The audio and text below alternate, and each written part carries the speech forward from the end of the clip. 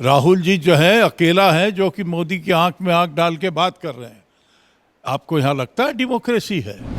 यहाँ लगता है कि हम वाणी की स्वतंत्रता है? यहाँ लगता है कि कोई न्यायप्रिय कानून से व्यवस्था हो रही है? हिटलर भी जो है वो चुनाव से ही जीत के आया था और वो सब बातों को नाकारता था जैसे मोदी जी नकार रहे हैं। ये इतिहास के पन्ने में कोई स्वर्ण अक्षरों से नहीं लिखे जाते हैं, ब्लैक स्पॉट रहेंगे। उस सीबीआई के वर्किंग को अगर आप देखिए और आज के सीबीआई के वर्किंग की देखिए तो कठपुतली लगेगा आपको कि ये मोदी के उंगली में फंसा हुआ कठपुतली। जो मराठी वाला भाषण होता है वो रोज कर रहे हैं, लेकिन जो दुनिया का सबसे बड़ा स्टैंड करके बैठा हुआ है उनके गोदी में, उसकी चर्चा नहीं कर कि झारखंडियों की प्राथमिकता हो। उसी के साथ साथ जो यहाँ सैकड़ों वर्ष से रह रहे हैं, चाहे उनको प्रवासी कहिए चाहे इनको निवासी कहिए, जो कहिए, उनकी भी कैसे हम जो अधिकार की रक्षा करें जिससे वो भी अपने को उपेक्षित नहीं समझे। दोनों का समावेश मिला करके ही नियोजन नीति हो। क्या सरकार लीगली राइट होने के चक्कर में पॉलिटिकली रॉन्ग हो गई है और सदन में अगर नियोजन नीति को स्पष्ट नहीं किया जा रहा है सत्ता पक्ष के द्वारा, तो माना जाए कि क्या सरकार भांप रही है नफ़ा नुकसान, उसमें कुछ संशोधन फिर लाएगी? इन सारे मुद्दे पर बात करेंगे। हमारे साथ कांग्रेस के वरिष्ठ नेता हैं सुबोध कांसाहाय जी। सुबोध जी, जब 1932 पास हुआ था तो कांग्रेस ने पूरा सीना चौड़ा करके कहा था कि ये झारखंडी अस्मिता और झारखंडियों की पहचान है और इसी का संरक्षण हम दे रहे हैं। आज सरकार ओपन फॉर ऑल कर दी है, तो क्या माना जाए? देखिए, 1932 खतिहान एक तरह से झारखंड आंदोलन का ये स्लोगन था, झारखंडी की क्या पहचान 1932 की।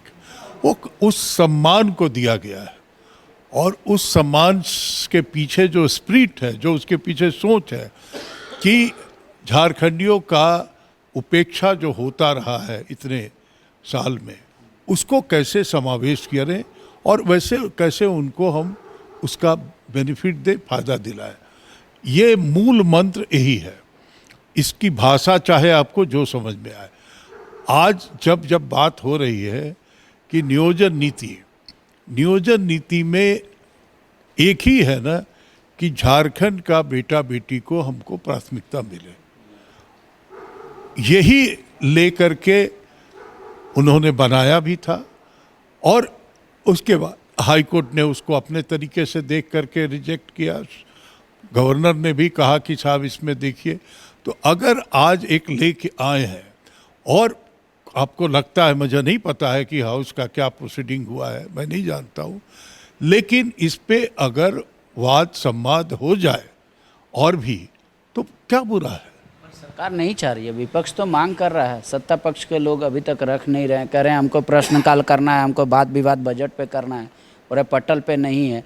लेकिन आप तो सीनियर लीडर हैं, जब चलती सत्र में कोई कैबिनेट से निर्णय होता है, खासकर पॉलिसी मैटर, तो सदन को अवगत कराया जाता है। दूसरे में जब आता है तब कैबिनेट से बहुत से चीज बनाए जाते हैं, लेकिन सदन में जब वो बिल के रूप में आता है या वो प्रस्ताव के रूप में आता है तब उस पर बहस होती है। सरकार को ऐसा नहीं लग रहा कि ये परंपरा टूट जाएगा? सरकार परंपरा नहीं टूटेगा। मुझे लगता है कि सरकार अगर प्रिपेयर्ड है या नहीं है ये तो सरकार जानती है, लेकिन कैबिनेट में फिर दोबारा लाके जो हमें रोजगार देना है इसमें रुकावट न हो, ये हमारा इंटेंशन है। सवाल यहीं तो खड़ा होता है, रोजगार किसको देना चाहते हैं? विपक्ष झारखंडियों को देना चाहते हैं। झारखंडी की परिभाषा क्या है? झारखंडी की परिभाषा जो डोमिसाइल होता, जो उसका कट ऑफ डेट होगा वो होगा। तो अभी तो राज्य में रघुवर दास जी की कट ऑफ डेट लागू है तो रुकता तो नहीं है। जब तक नया नहीं लागू हो तब तक तो कोई कार्यक्रम रुका नहीं है। नौकरी तो लोगों को मिल ही रहा है, लेकिन उसके बाद अगर समझते हैं कि रघुवर दास के जो पॉलिसी थे वो सही नहीं थे तो उसमें संशोधन अगर हो के आता है तो बुरा क्या है? लेकिन अभी जो बच्चे कह रहे हैं, सरकार एक तरफ तर्क दे रही है कि हमने जनमत संग्रह किया और 72% बच्चों ने कहा इस पॉलिसी के बारे में, 60-40। विपक्ष का दावा है कि ये लोग बलगला रहे हैं, ये ओपन फॉर ऑल कर रहे हैं। 60 तो बाय कॉन्स्टिट्यूशनल है, मैं आपको बताऊं, और अब बच्चे इसका ट्रेंड कर रहे हैं, विरोध कर रहे हैं। आप देखे होंगे ट्विटर पे पूरा कैंपेन चला था कि नहीं चल तो 60-40। कितना लोग के पास, बच्चों के पास जो है यहाँ पे फ़ोन है झारखंड में, और कितना के पास नेट है। देखिए, मैं इस सब चीज़ों को, वो बीजेपी का जो अपना मौक प्रदर्शन है उससे हम इम्प्रेस होने वाले नहीं हैं। हमारा कमिटमेंट है कि झारखंडियों की प्राथमिकता हो, उसी के साथ साथ जो यहाँ सैकड़ों वर्ष से रह रहे हैं, चाहे उनको प्रवासी कहिए, चाहे इनको निवासी कहिए, जो कहिए, उनकी भी कैसे हम जो अधिकार की रक्षा करें, जिससे वो भी अपने को उपेक्षित नहीं समझे। इन दोनों का समावेश मिला करके ही नियोजन नीति हो। लेकिन अभी जो पॉलिसी आई उसके अनुसार से तो ओपन फॉर ऑल है, भारत का कोई भी नागरिक आके यहाँ पे फॉर्म वॉर्म भर सकता है अगर सरकार ने। लेकिन उसी में होता है कि 3rd-4th ग्रेड का नौकरी सिर्फ लोकल लोगों को मिलता है। देखिए, जो जनरल है, कोई कंपटीशन वाला जब भी कोई पोस्ट होता है वो रिजर्व नहीं होता है। कंपटीशन वाला में पद रिजर्व होता है, जनरल लोग के नहीं रिजर्व होता है कि पूरे स्टेट का रिजर्व है। उसमें पद रिजर्व होता है कि इतना एसटी के लिए है, इतना एससी के लिए, इतना ओबीसी के लिए, ये होता है। तो उस तो ओपन ऑल रहेगा ये वो। लेकिन जो 3rd-4th ग्रेड का है, जिसकी लड़ाई है, वो हमारा हो, इस पे तो क्लैरिटी होना ही चाहिए। लेकिन अभी तक नहीं हो पा रही है, ना सरकार इसको क्लियर कर रही है। तो आपको लग रहा है कि आगामी जो चुनाव होने वाले हैं उसमें आप लोग फिर उस तरीके से दमखम के साथ बक पाएंगे कि हाँ निगाहें नीचे रहेंगी? चुनाव तो भी बहुत टाइम है, लेकिन ये हमारी प्राथमिकता है। सरकार जितना जल्दी से जल्दी, जितना भी लेकुना है ख़त्म करते हुए रोजगार देने का जो अवसर है वो प्रदान करे, ये हम मांग करते हैं। आज आप लोगों ने देश भर में आंदोलन किया है, अडानी और अंबानी, एलआईसी तमाम ग्रुप को लेकर। बीजेपी कह रही है कि हर छोटे मुद्दे को लेकर कोर्ट चली जाने वाली कांग्रेस इस मुद्दे पर क्यों नहीं कोर्ट जाती है? वाह रे बीजेपी, अरे कुछ तो शर्म करो भाई। दुनिया का सबसे बड़ा स्कैम हुआ है कि पिछले 5-6 वर्षों में 22 लाख करोड़ का आदमी बन गया, जिसका नाम है गौतम अडानी। और दुनिया में जहाँ भी प्रधानमंत्री जाते थे, गौतम अडानी को साथ लेके जाते थे और वहाँ के देश के प्रधानमंत्री राष्ट्रपति से मुलाकात कराते थे। ये तो जोड़ी नंबर 1 है नरेंद्र मोदी और अडानी का। इससे लोगों को भटकाने के लिए बहुत सारे सवाल पे बहस चला रहे हैं, लेकिन देश एक ही जवाब मांग रहा है कि नरेंद्र मोदी और अडानी एक हैं। अडानी ने जो गलती किया है उसका इंक्वायरी तो छोड़ दीजिए, उस पर बहस करने भी नहीं दे। राहुल गांधी का भाषण को क्यों एक्सपंज कर दिया गया? खड़गे साहब के भाषण को राज्यसभा में क्यों एक्सपंज कर दिया गया? इसलिए कि वो अडानी और नरेंद्र मोदी की चर्चा हुई थी उसमें। तो आप जेपीसी बनाने की बात में क्यों आप भाग गए? हम कोर्ट चले जाएं, ये कहते हुए शर्म नहीं आ रहा है?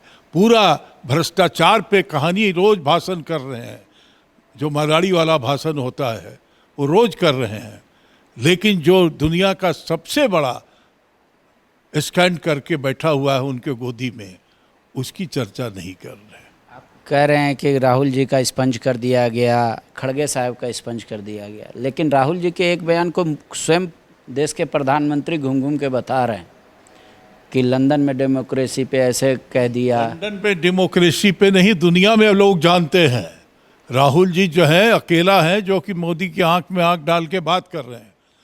आपको यहाँ लगता है डेमोक्रेसी है? यहाँ लगता है कि हम वाणी की स्वतंत्रता है?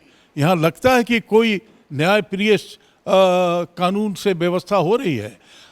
कर्नाटक का 8 लाख का एमएलए के घर पकड़ा गया, पैसा जो है वो अमृत हो गया, 4 दिन में उसका बेल करा दिया है। और दूसरे के घर में जो है जो है हर दूसरे तीसरे दिन ईडी सीबीआई चल रहा है। यही न्याय है? इस देश का होम मिनिस्टर मैं भी रहा हूँ, 4 प्रधानमंत्री के साथ काम किया हूँ मैंने भी। ऐसी सरकार कभी देखी थी? लेकिन आप ही के सरकार में ये कोर्ट की टिप्पणी थी कि सीबीआई को आपने पिंजड़े की तोता बना के रखा। और ये पिंजरे के तोता था अगर, लेकिन उस सीबीआई के वर्किंग को अगर आप देखिए और आज के सीबीआई के वर्किंग की देखिए तो कठपुतली लगेगा आपको कि ये मोदी के उंगली में फंसा हुआ कठपुतली है। जब आप इतनी बात कहते हैं कांग्रेस पार्टी घूम घूम के ये लोगों को समझाने की, तो क्या लोग आपको सुनने को तैयार नहीं है? आपको एड्रेस नहीं कर पा रहे हैं लोग? क्या वजह है कि स्टेट लूज हो रहे हैं? ये देश गवाह है। राहुल गांधी 4000 किलोमीटर पदयात्रा किया, हर दिन लाखों लोग उसके पीछे चलते थे। लोग सुनने को तैयार हैं। जो तानाशाह होता है ना, हिटलर भी जो है वो चुनाव से ही जीत के आया था और वो सब बातों को नाकारता था जैसे मोदी जी नकार रहे हैं। आज उसका जवाब दिया कि इनका शासन काल बहुत लंबा नहीं होता है। ये इतिहास के पन्ने में कोई स्वर्ण अक्षरों से नहीं लिखे जाते हैं, ब्लैक स्पॉट रहेंगे। ये वो वक्त आएगा, वो वक्त आएगा। हम तो पंचायत में विरोध कर रहे हैं, ब्लॉक में विरोध कर रहे हैं। 24 वो वक्त होगा? 24 वो वक्त होगा? निश्चित तौर पे जनता की अदालत में तो वही होता है, जब चुन करके लोग आते हैं, चुनाव जब होता है वही वक्त होगा। शुक्रिया। हर मुद्दे पर आपने सुबोध जी की राय सुनी। इनका स्पष्ट मानना है कि झारखंडी हितों की रक्षा होनी चाहिए, लेकिन किंतु परंतु यद्यपि जो भी है उसको भी दूर करना चाहिए सरकार को और फटाफट रोज़गार देना चाहिए युवाओं को। कह रहे हैं केंद्र में आज भले ही हर बात को स्पंज कर दिया जा रहा हो, 24 में जनता जब बोलेगी तो उसको हर किसी का सुनना पड़ेगा। शुक्रिया। TheFollowUp.in. Like, share and subscribe. www.thefollowup.in